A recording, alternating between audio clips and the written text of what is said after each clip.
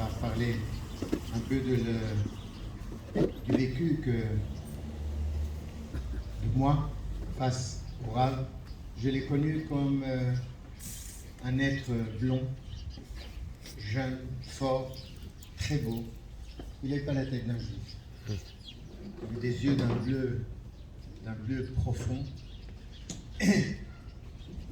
D'ailleurs, il a grandi comme non-juif. Jusqu'à l'âge de 5 ans, il ne savait pas qu'il était juif. Sa famille venait d'Allemagne. De par sa mère, il est descendant direct de Rachid. Donc il avait des racines très ancrées, sans problème. Mais chaque juif a pris les couleurs des pays dans lesquels il a grandi. Lui,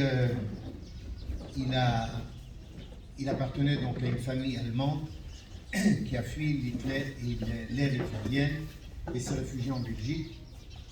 Lorsque l'Allemagne a conquis la Belgique, ils se sont réfugiés dans le sud, dans la partie qui s'appelle les Ardennes. Et là, ils étaient dans un petit village où il était évidemment défendu de laisser percer un signe de reconnaissance de leur judaïsme. Donc le père qui descendait d'une famille très orthodoxe, et la mère, n'en parlons pas, ont vécu comme des goyim. Lui, son frère et sa sœur.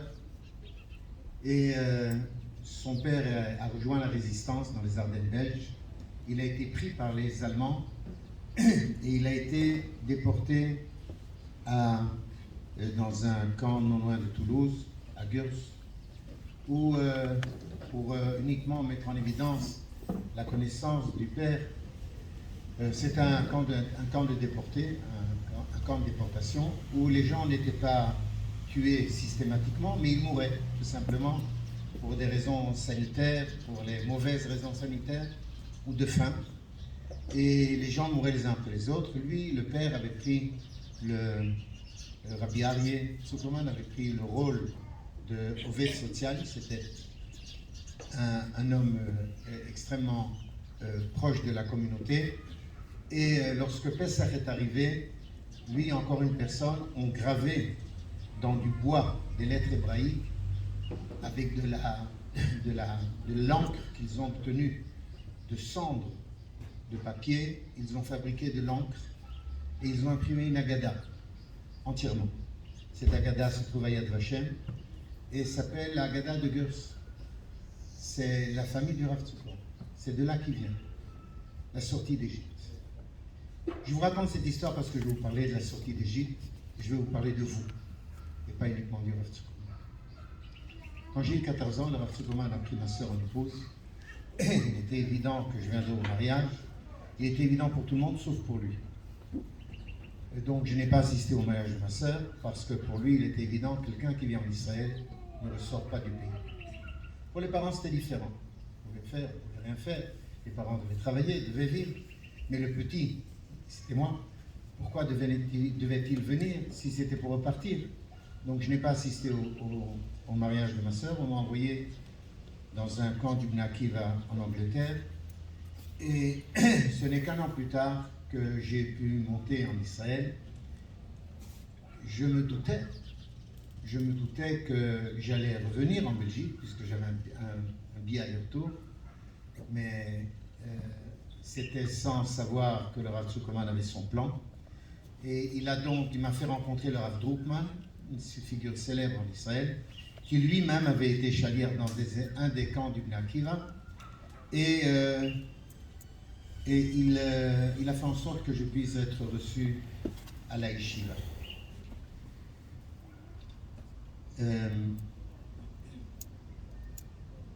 C'est un miraculé, là. Un miraculé parce que d'où il était sorti, de son petit village d'Ardennes, il n'avait aucune raison de pouvoir arriver là où il est arrivé. À 16 ans, il a fondé le Bnei Akiva, lui et son frère, à Bruxelles. Et à 18 ans, il a terminé ses études et il est monté en Israël. Ses études, il les a terminées brillamment. Comme je vous disais, il était le plus fort, il était le plus beau, il était le plus intelligent. Tout le reste, il a acquis au travers de son travail. de son labeur. Il y a des rabbinim qui naissent avec des forces. Lui, il est pas né avec des forces. Lui, il est né avec du courage, de l'audace, de la ténacité, Yekim, aller jusqu'au bout. Et quand il est arrivé en Israël, il a fait la connaissance du Rav Kook. Pour lui, ça a changé sa vie. Et le Rav Kook a vu en lui un être spécial, qui était différent. Comment disait le Rav Shlonsky, le Rav de Givat Mordechai, on l'a reçu, il venait de Chutz La'aretz. Il n'était pas comme nous. Nous, c'était ceux qui étaient nés en Israël. Il n'était pas comme nous, les Israéliens. Nous, il y avait des Israéliens ici depuis des générations. On parle de Jérusalem. La yeshiva du Rav Kook, c'était quelques personnes. Le Rav Kook avait un shrine. On parle du Rav Kook aujourd'hui comme le père du sionisme, il avait un shrine. Il y avait des gens qui étaient assis dans ses cours et qui venaient de la région de Meacharim, de Geoula. Ce n'était pas ce qu'on connaît aujourd'hui. Mais il a vu dans le Rav Tzukorman, il a vu dans le Rabbi Yeshua, il a vu un être spécial. Et le Rav Tzukorman est devenu l'élève, un des élèves par excellence de Rav Kook. Il a saisi, comme disait Rabbi Yoel, la grandeur de notre génération. Le premier texte que nous avons amené dans les séminaires, il y a 30 ans, s'appelait « La grandeur de notre génération ». Mais c'est la moitié de l'histoire. C'est la seconde rencontre. Avant ça a précédé une autre rencontre. C'est la rencontre avec ma sœur. Car le Rav Tzukorman et ma sœur, c'est une chose. Le Rav Tzukorman sans Malka n'est pas le Rav Tzukorman. Les grands hommes sans leurs femmes ne sont pas des grands hommes. Les grandes femmes sans leurs hommes ne sont pas des grandes femmes. C'est une chose, c'est un être. Ainsi Dieu a voulu la nature. Et comme par hasard, Malka aussi est une miraculeuse. Ma mère, son mari a été pris par les Allemands parce qu'il était fourreur. Les Allemands avaient besoin d'un fourreur pour fabriquer des habits. Lorsque le front de l'Est s'est ouvert, ils avaient besoin des habits chauds pour l'armée allemande. Le mari de ma mère a refusé de travailler pour eux, donc ils l'ont envoyé ils l'ont exterminé, ils l'ont envoyé en camp d'extermination.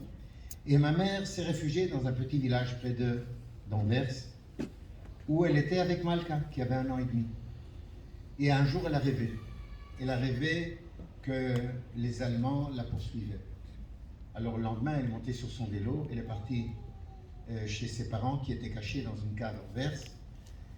Et elle s'est séparée d'eux. Et le lendemain, les Allemands ont entouré la famille. Ma mère a été vendue comme autant de Juifs pour probablement pas beaucoup. Et ma sœur a été placée dans un orphelinat. Les Allemands avaient, comme dans la propagande, avaient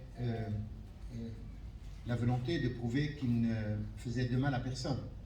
Les Juifs, ils les prenaient pour faire des travaux obligatoires. Et les enfants, d'ailleurs, ils les gardaient. Ils avaient donc créé 4 orphelinats en Belgique, dans lesquels ils mettaient tous les enfants de tous les parents qu'ils envoyaient à l'Est.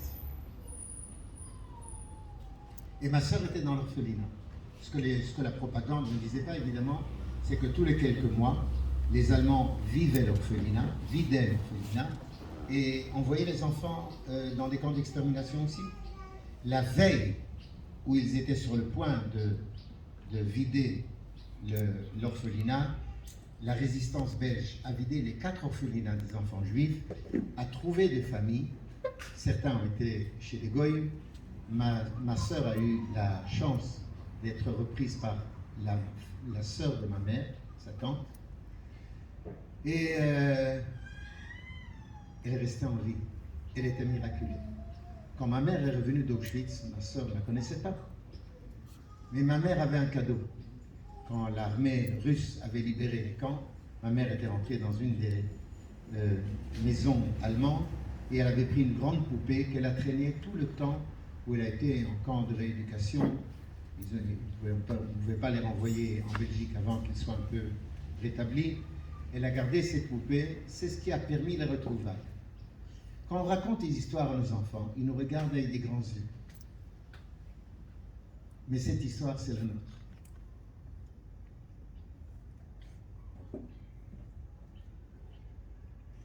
Il est impossible pour des francophones de comprendre, de saisir la Torah du Rav Yeshua si on ne comprend pas que tout son enseignement était de parler du miracle de la résurrection. Mais pour ça, il faut la vivre, la résurrection. Aujourd'hui, les enfants naissent naturellement. Ils ne savent pas qu'ils sont ressuscités. Et nous, on est ressuscités. Pas n'importe quel rabbin pouvait enseigner cet enseignement. Pas n'importe quel rabbin pouvait prétendre faire partie des ossements desséchés. C'était un de ses textes, le texte par excellence, qu'il enseignait. Le texte de Yecheskel 36, 7. La résurrection des ossements desséchés. Et quand le Rav Yeshua enseignait ce texte, il voulait dire le peuple qui renaît de ses cendres, et il savait de quoi il parlait, et même s'il ne savait pas de quoi il parlait, il vivait, et il pouvait dire, nous sommes ces cendres. C'est ce qu'il voulait dire quand il parlait au séminaire. Quand il disait la collectivité, il disait le peuple d'Israël, c'est une âme qui descend et verticalement, horizontalement, il y a des millions de juifs. Et ces millions de juifs, disait-il, ils meurent. Les générations, elles meurent. Mais l'âme, elle vit. Et quand une génération revit, et que cette âme apparaît dans toute sa splendeur, c'est la résurrection d'Israël. Est-ce qu'on peut comprendre? On ne peut pas comprendre. Est-ce qu'on peut le vivre? Il faut essayer. Et c'est ce qu'a fait le Rav Tuchman toute sa vie. Il a travaillé sans arrêt pour vivre cela. Je vais vous donner 2 exemples. Je sais que nous sommes tenus par le temps. Et j'essaierai d'être rapide. Aussitôt qu'il est arrivé à Jérusalem, il ne voulait pas quitter Jérusalem. Il y a des gens qui sont des rabbins, qui aiment donner des conférences. Et lorsqu'ils reviennent à l'Yeshiva, il dit hier j'étais au Canada, j'ai fait une conférence. Avant-hier j'étais en Angleterre. Il y a des professeurs qui aiment voyager dans le monde. Le Rav Kook n'a pas bougé de Jérusalem. Le Rav Tuchman non plus n'avait pas quitté Jérusalem. Et quand il quittait Jérusalem, il avait 2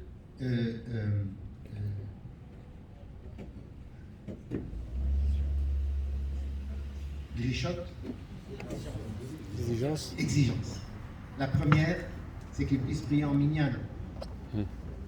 Et vous savez qu'il fut un temps où les avions partaient pour la France à 6h du matin, ou 6h30. C'était il n'y a pas tellement longtemps, il y a quelques années. Demandez Eliaou, il vous dira, Eliaou c'est un vieux baroudeur, il connaît les horaires. Je me souviens de cette époque. Comment est-ce qu'on priait en minyan? Alors il me disait, mais comment je prie en minyan? Alors je lui disais simplement, je dis, tu prieras dans l'avion. Il me regardait, il me disait, tu es garant que j'aurai un minyan dans l'avion? Et puis dans l'avion, c'est sérieux de prier en minyan? On peut prier en minyan, on peut prier pour lui, vous l'avez vu prier. Prier pour lui, c'est prier. On peut prier dans l'avion. Je dis, non, Azmata Matzia. C'est vrai que tu pars vendredi, tu ne veux pas partir 1 heure plus tôt. Il ne voulait pas partir jeudi. Il dit, pourquoi je dois partir jeudi? Je pars pour Shabbat. Je dis, parce que l'avion, il part très tôt. Il dit, que tu veux que je dorme encore une nuit en Koutsaret? Quand on parlait de Koutsaret, il disait, tu veux que je dorme encore une nuit dans un cimetière? Quand ma femme, quand on s'est fiancé, je suis venu lui annoncer, je vais me fiancer. Il m'a dit, Yofi. J'ai dit, Tof, souhaite-moi bon voyage. Il me dit, pourquoi tu pars? Je dis, je pars, elle habite Grenoble. Je lui dis, Asma, pourquoi tu pars? Fiance-toi.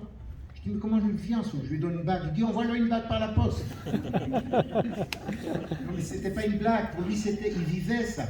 Il vivait. Alors je lui dirais, Yoshua, on ne peut pas prier en minyan. Il n'y a pas. Tu prieras dans l'avion. Il dit, il y a. Et il y a eu. Il est parti pour Amsterdam. Ça a coûté 2 fois et demi le prix. Amsterdam, il connaissait quelqu'un qui était le cousin de son père. Il a téléphoné, il a dit, j'ai vu que vous avez un minyan à 7h30. J'arrive, je prends l'avion de minuit, j'arrive, attendez-moi. Je prends un taxi, j'arrive, attendez-moi, 10 minutes, je serai là. Et il était au minyan. Et d'Amsterdam, il a pris le train pour arriver à Paris. Secondo, un secret, je vous le dévoile. Avant de sortir de la maison, avant de quitter la maison, il s'abaissait pour prendre un petit caillou de Jérusalem.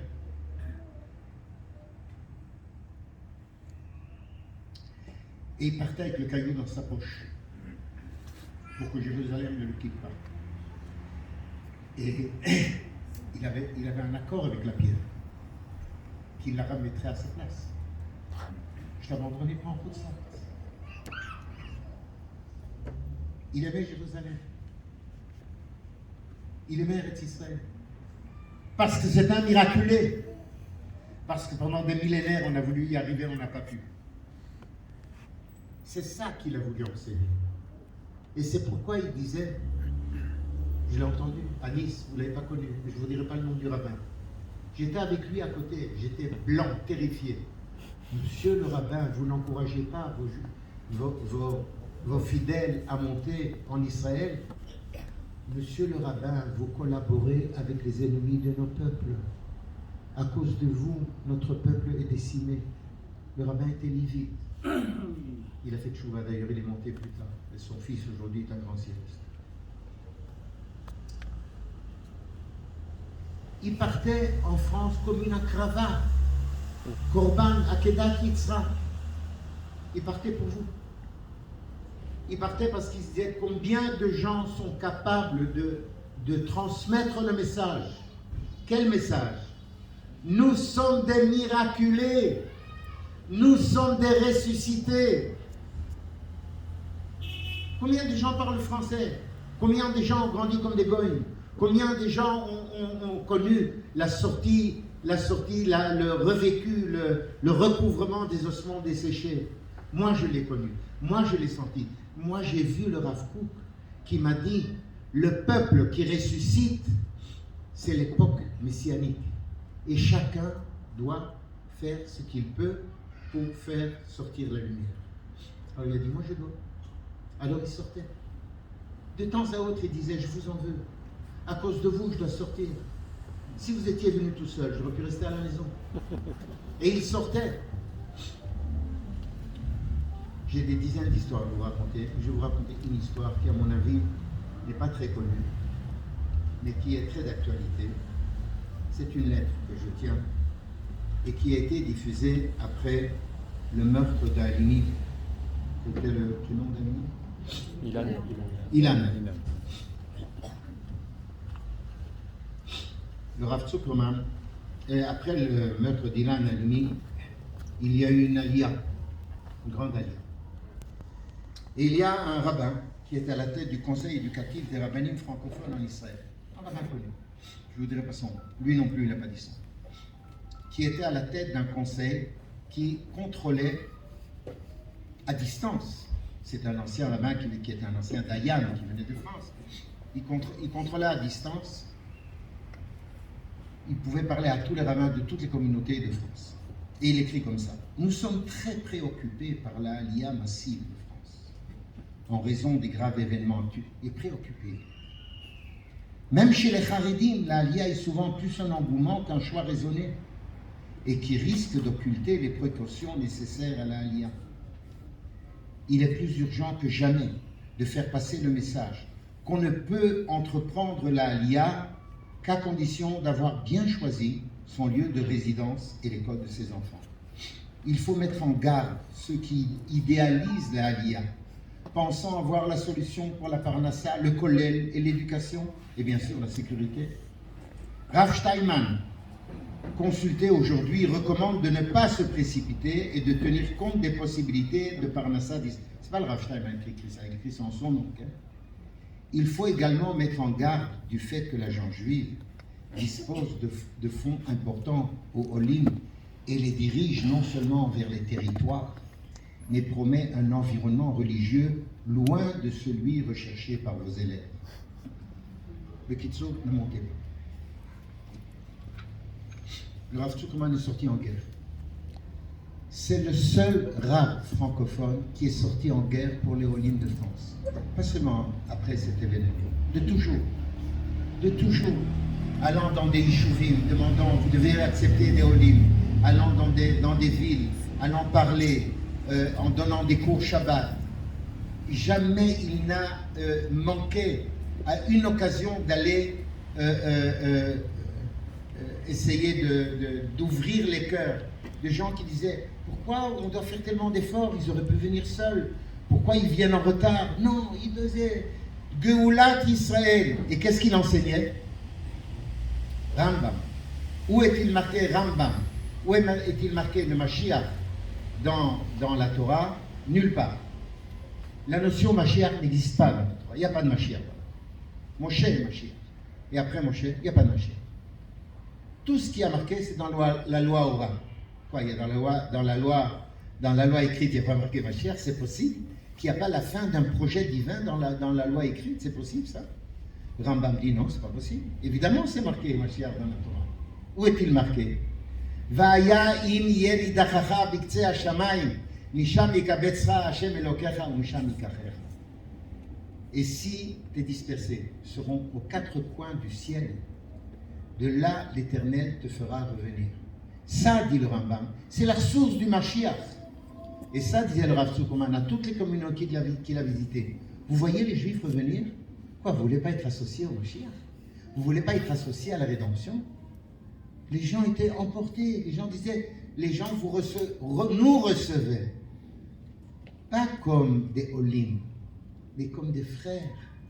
Ça, c'est le combat du Rav Yoshua. J'ai ici une lettre qu'il écrit au Rav Adi Yosef. Je ne vais pas vous la lire, il est trop tard. J'ai ici une lettre qu'il a écrite au Rav Mordechai Eliyahu. Je ne vais pas vous la lire, il est trop tard. J'ai ici une lettre qu'il a écrite au Rav Kadouri, en disant, Rabotez-nous, dites-nous, c'est vrai ce qu'il dit ce monsieur, qu'il ne faut pas monter. C'est vrai ce qu'il dit. Il a reçu des réponses positives de tout le monde. Est-ce que ça a aidé? Ça n'a pas aidé. Ça n'a pas aidé parce que ceux qui veulent rester trouveront toujours des raisons.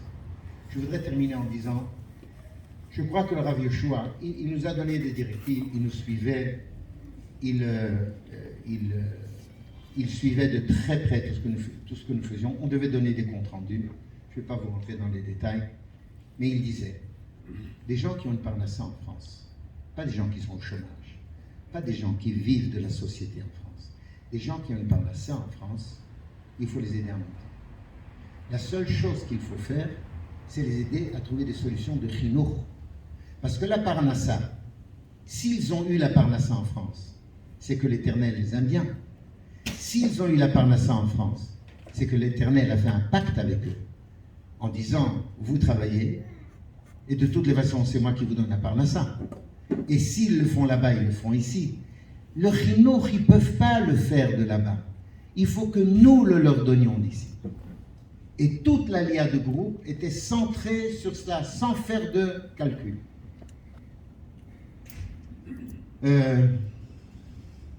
J'aurais voulu continuer, mais j'ai demandé à plusieurs personnes de parler.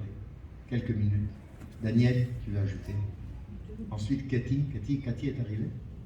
Cathy, Cède. Qui encore j'ai demandé? Les Mounas sont là.